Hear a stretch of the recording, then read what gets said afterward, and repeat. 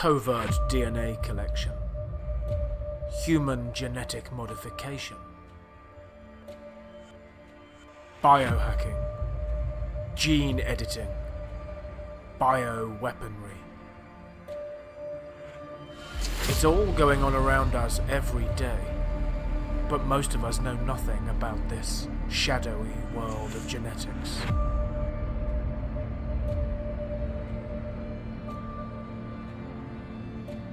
From myself, Mark L. Watson, this is Double Helix.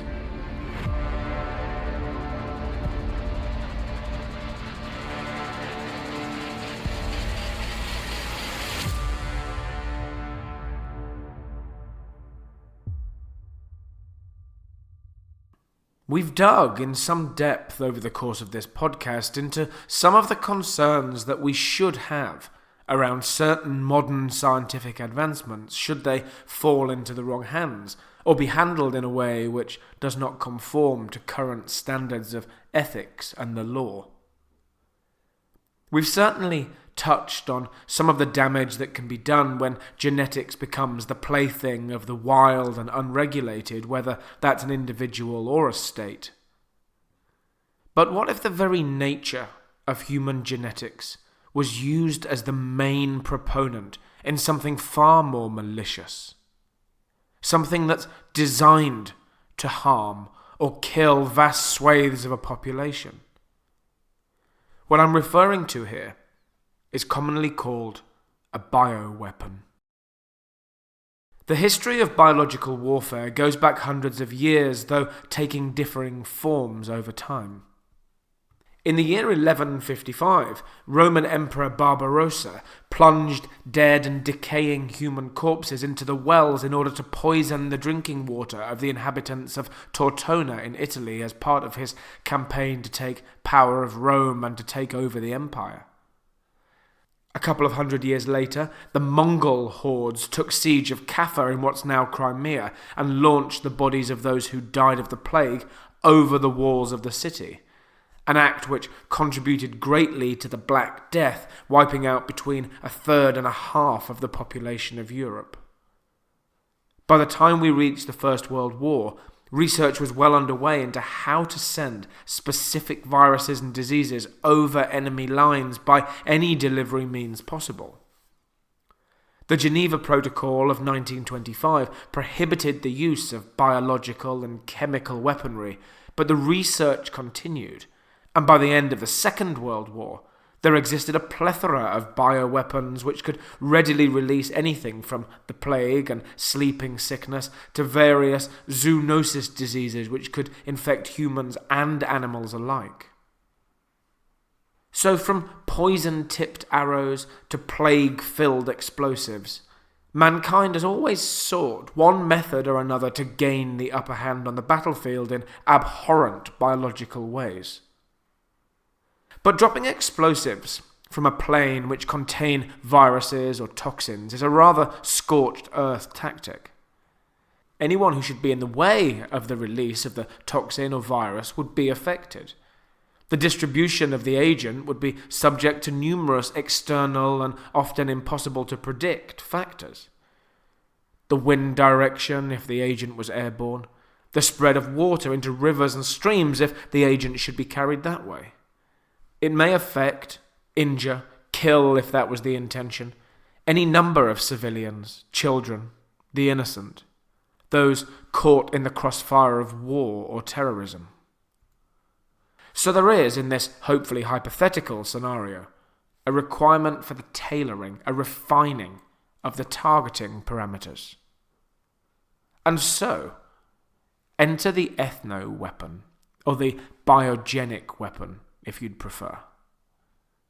Imagine if the nerve agent, or the virus, or the toxin contained within a weapon, whether it's a bomb or a smaller targeted device, or even just a handheld spray, could be designed to only affect certain individuals. The notion was recently part of the plot of a Bond movie, and such is its fantastical nature and quite absurdity, but it's rooted in truth and in science. Let me explain. Each of us has our own genetic makeup, making each one of us on the planet individual in many different ways. But there are also a great many genetic points which cross within each of us. Indeed, we all share 99.9% of our genetic code with each other, everyone on the planet. Any differences between us have, ultimately at one stage, resulted from tiny mutations in the DNA. It doesn't leave many differences in that 0.1% of the DNA, but as I said in a past episode, you share 44% of your genetic makeup with a banana, so there is enough scope. Everything about you that makes you different from me is all squeezed into that 0.1%. Research has repeatedly shown that things such as a person's race or ethnic background don't even particularly show as evident at a genetic level. But there are still very slight differences which have been brought on over the lifespan of the human, between people from different parts of the world, from different backgrounds. And so the concept of the biogenic weapon is that an agent could be developed to target only a very certain genetic trait. It could then, hypothetically speaking, be released into a wider public, whether in the air or the water or wherever, and it could have absolutely no effect on anyone other than those with the set genetic difference or the genetic trait.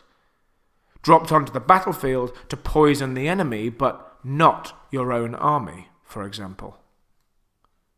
Or, stretching it just a little further, closer into the realms of science fiction, but, and we'll hear soon, a perfectly attainable and plausible goal, would be to have all your own people take an antidote or similar ahead of time before the weapon's discharged, rendering only them safe from the effects.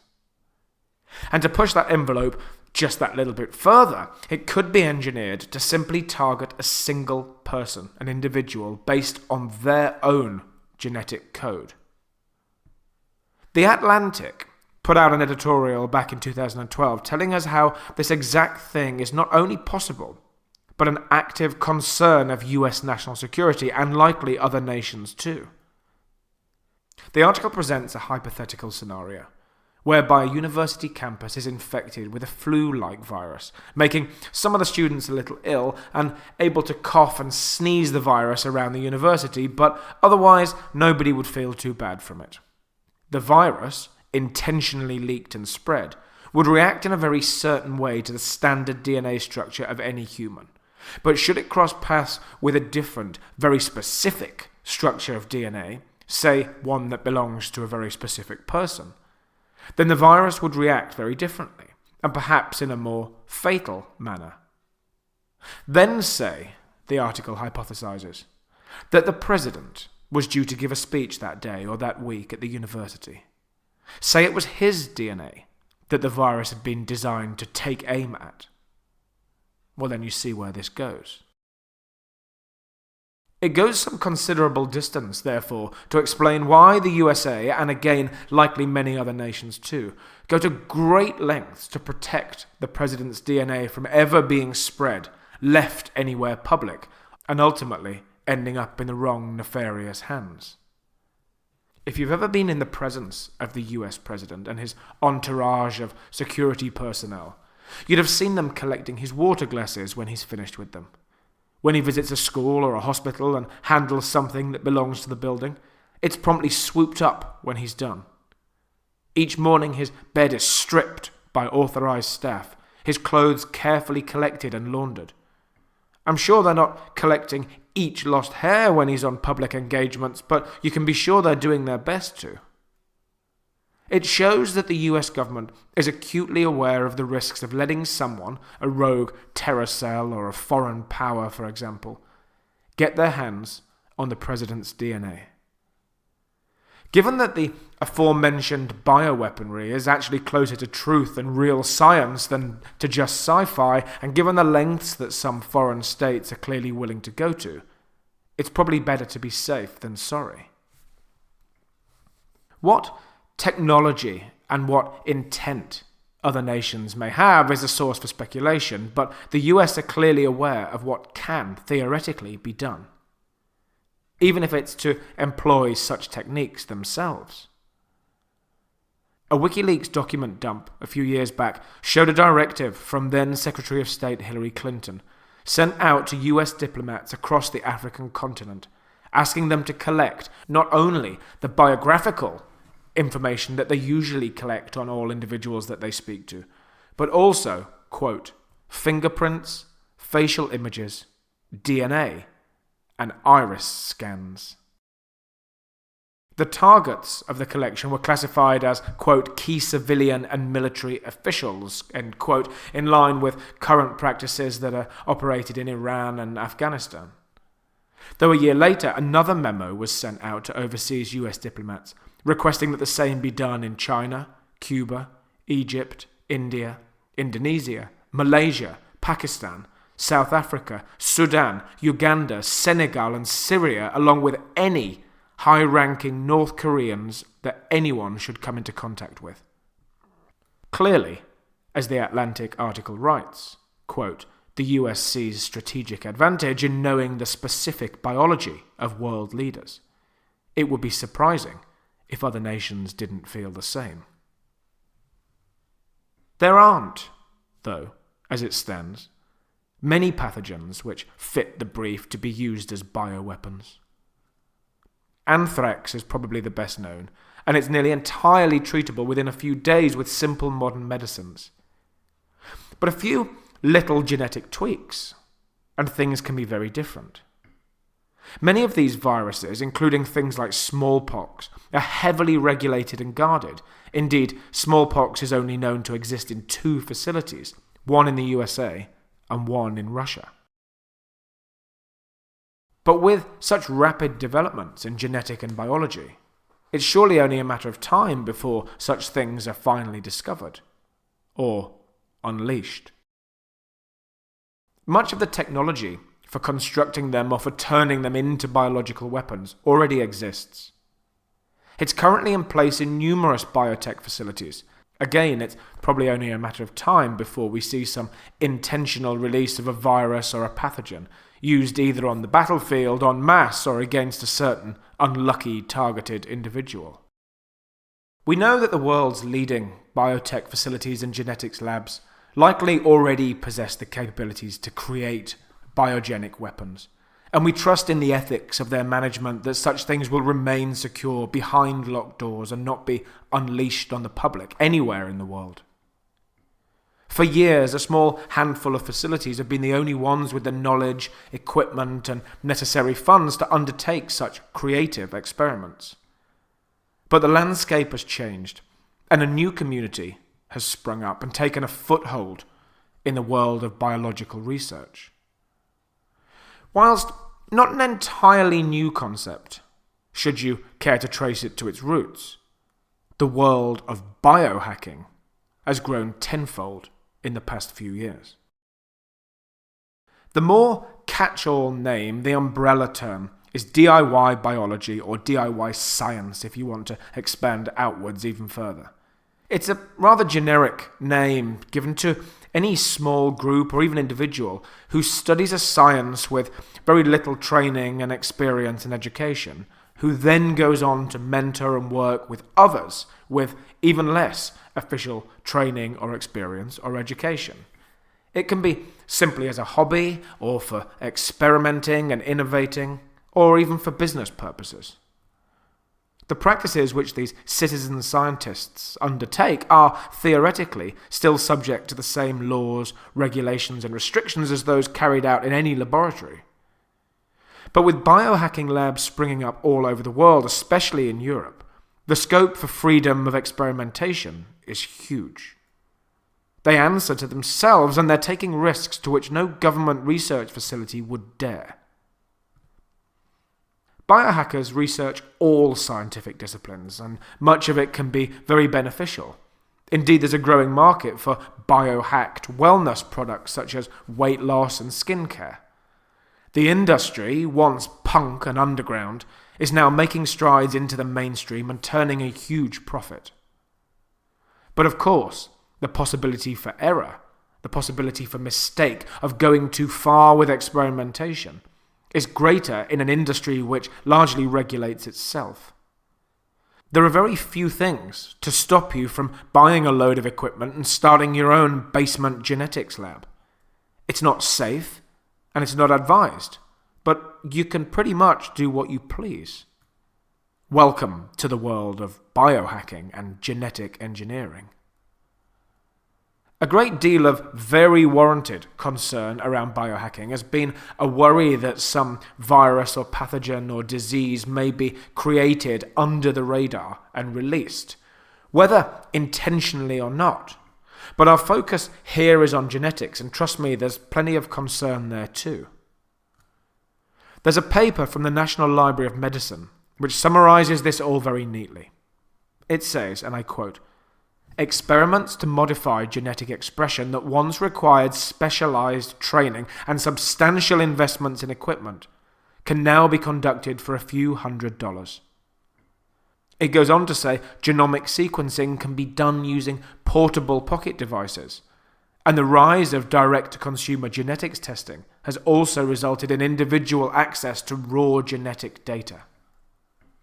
So as these technologies go mainstream, some individuals have begun conducting genetic experiments outside of traditional scientific labs, such as those associated with universities, research institutions, and regulated corporate entities.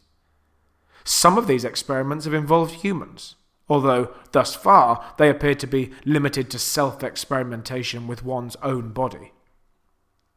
The motivations of these genetic biohackers, some of whom lack any formal training in biology whatsoever, are diverse and often quite complex. Some appear to be motivated by normative beliefs in a right to do science. Others place a high value on bodily autonomy or creative expression, a right to experiment on themselves and use genome editing for expressive purposes. Some view biohacking as a means of self-care, where, for example, they experiment with alternatives to sometimes quite expensive regulated drugs. Still others harbour views that traditional scientific institutions are poor regulators of themselves and are slow and needlessly cumbersome. And then there's some, frankly, who are moved by anti-government sentiments. The necessary government oversight and regulation is, whatever they may claim, largely lacking or even entirely absent. Where organised scientific institutions, whether public or privately managed, need to obtain ethical and practical review of their work before any of it can be published or released, perhaps with some small exceptions. We're looking back at you, China. Biohackers don't need or even want any of that. That said, the world of biohacking does not exist in its own lawless bubble. It falls under the same legal guidelines and laws that everything else does. In the US, for example, most of the component parts of an experiment, such as any biological material or other chemicals, or even the DIY CRISPR kits that we were speaking about, all fall under the restrictive legislation set out by the FDA. Though to date, the FDA has not enforced its legislation against a single entity or individual in relation to biohacking. And so, the world has opened itself up to DIY homebrew genetic engineering. We only need to look back to Joe Zahner, who we heard a little about in episode 4, using the CRISPR home kits to inject himself with all sorts of things. Whether in the name of science, art, or pure anarchy, the world is his oyster. Until, of course, he goes too far with it.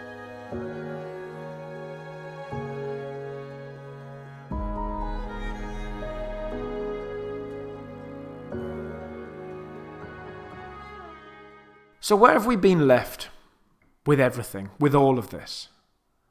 There's a lot to take in, and trust me, as someone who's spent the past few months researching and writing on the subject, trawling through legal papers and medical council advisories and even governmental inquiries, I can tell you, we could have turned this into a 40-episode show. I began back in the first episode talking with you about DNA collection about the huge genetic databases, and about the Chinese persecution of their own people. It was nearly impossible to do any form of justice to the issues raised therein whilst keeping it to a manageable length for a recording. There's an endless amount of fascinating and often very horrific information which has been released into the public sphere already. I urge you all, if you have any interest in any of this, anything that I've been saying, and at least you've made it here to episode 6, please read more about it for yourselves.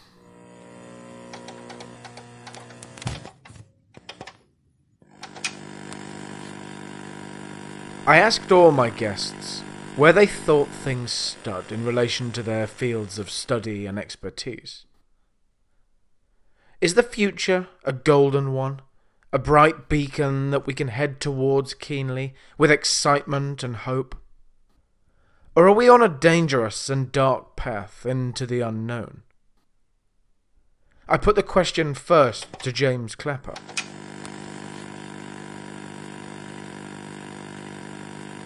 What do you think is the next step? What do you think is the future of this? Do you think this is something that the US, for example, from your own experience, have a handle on? Or do you think that more can be done to control it? Well, I think we have when you say we have a handle on it, I think we have a pretty good understanding of what the Chinese do. If you mean we have a handle on it, that we're successful in preventing it, no. Scary stuff. Well, I don't think it is scary. I think it's just an acknowledgement of reality.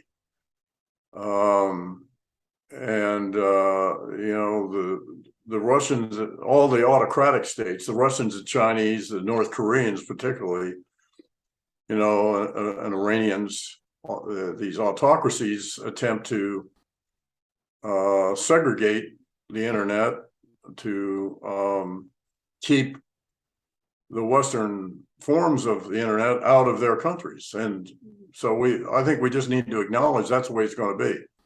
And a global internet with a transparency and sharing of information and promote the best interests of mankind is, which I think was what motivated the founding fathers and mothers of the internet. Well, that isn't going to work, and I think we ought to give up trying to make it work that way. It's what I said at the outset, that they focus on what they think are our strengths, and they seek vulnerabilities. So the reason they have a very, very aggressive counter space program, which is designed to go after what they know we rely heavily on, which is space.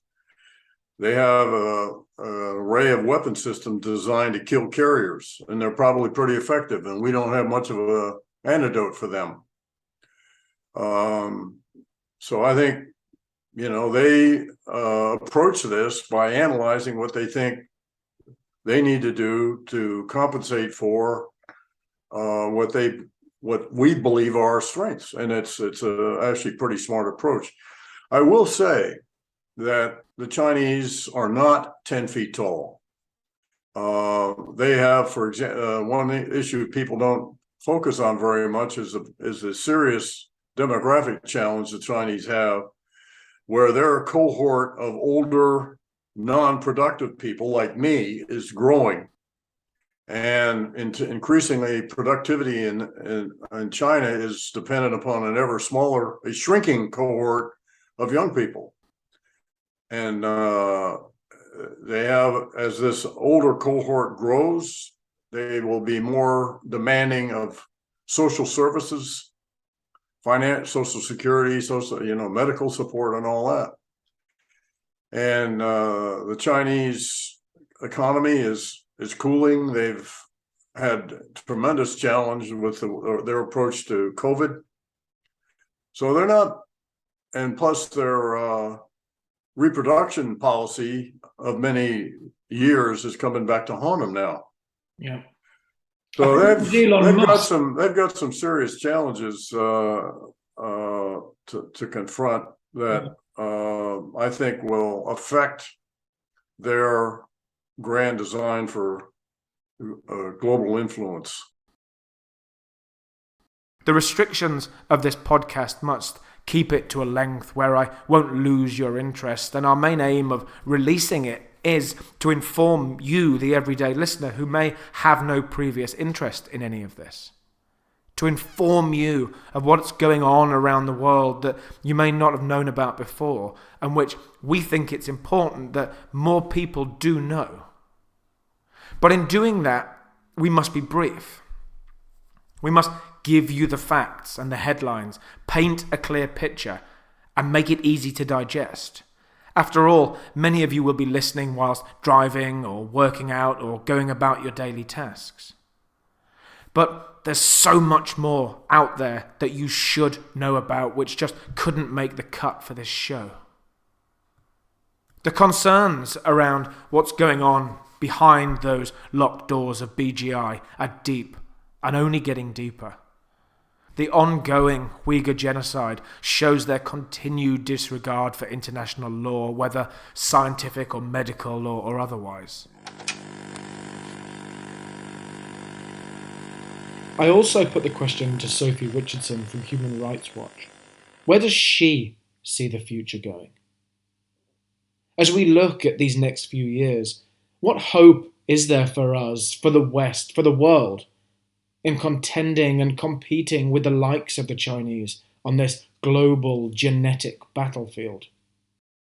Well, I think the Chinese government has a disturbing head start in how it uses this technology for the purposes of control across the country, and with a clear goal of making every single individual more legible to the state. And I wish I could be more optimistic about the possibilities that some of the institutions that could mitigate those harms, a free press, an independent judiciary, respect for independent activists, was on the near-term horizon. But I think we've watched Beijing systematically weaken, if not destroy, those institutions. And the net effect is that you have an extremely powerful, affluent, very ambitious and disciplined government using this technology in ways that profoundly undermine and violate human rights across the country. But I think there's a huge amount of work to be done in understanding and taking, actual policy measures that would, at a minimum, constrain the Chinese government's ability to use this kind of technology, in ways that I think have pretty horrifying consequences. The evidence of the abuses is clear. What we need is a lot more energy and willingness to help generate solutions. During the production of this podcast, the US announced that it had banned the sale and import of all communications equipment from 5 different Chinese companies, including Huawei and ZTE, amid concerns over national security. They believe that the tech is designed to infringe on personal data, collect it even, and feed it all systematically back into the red claws of the Chinese government. We didn't even include that story in the show as it veered too far away from our focus on genetics. But it's just another example of how, even today, the Chinese are going to all measures to invade our national security and civil liberties. The free world, as we call it, can try, and it does, to get a handle on what's going on, to keep back invading technologies and to stop the Chinese getting their hands on your data. But there's nothing any nation can do, save from perhaps all-out warfare, to stop them from conducting their own business on their own soil. We know of the atrocities, but we can just sit helpless. Meanwhile, the Chinese military budget goes into anti-satellite technology so that even if warfare does one day come, they will disable an entire satellite array before any warship or jet gets anywhere near their shores. We need not be concerned about such things, but likewise ignore them at your peril. Like a fraudster or a hacker, they're always thinking another step ahead of the cops trying to catch them. You disable one method, and they simply start on the next. The future of genetic engineering, on the other hand, looks incredibly bright, and the advances made in the past decade will pave the way for revolutionary new procedures to take place more and more freely.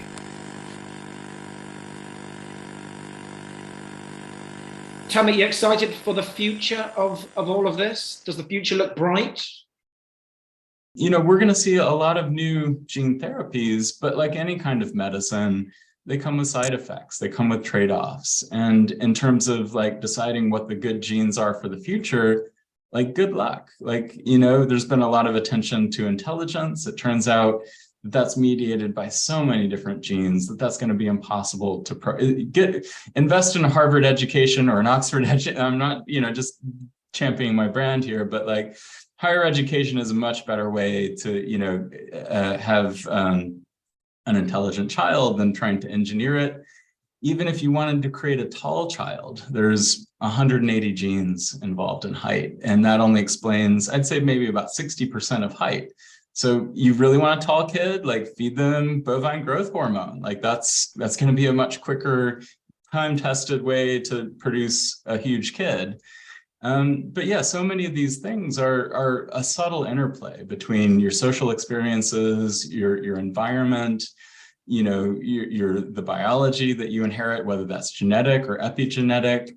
That I think it's very difficult to reduce any of this to genetic determinism.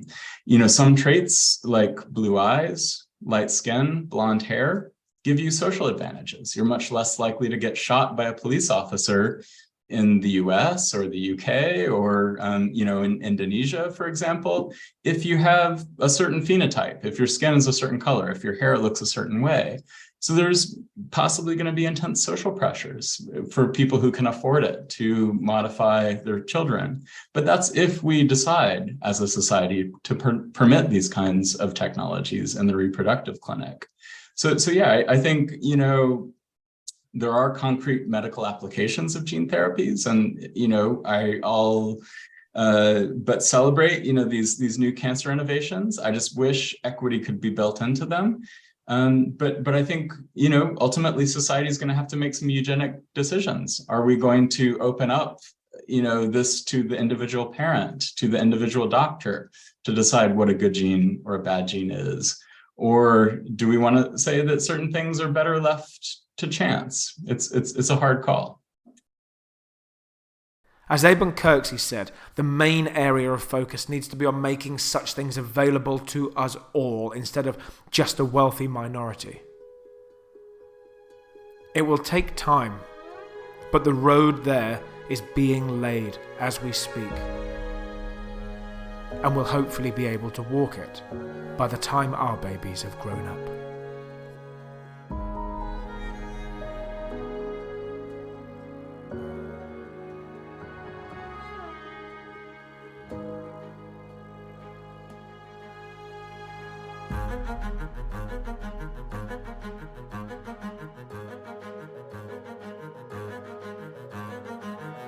Double Helix was written and produced by myself, Mark Watson.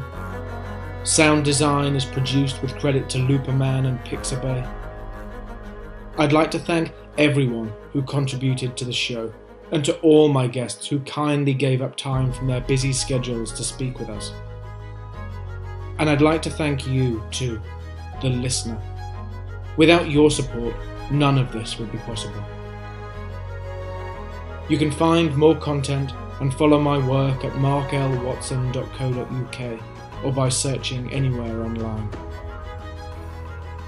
Thank you for listening, and please go and dig deeper on everything that has been discussed in this show. There is so much more yet to uncover.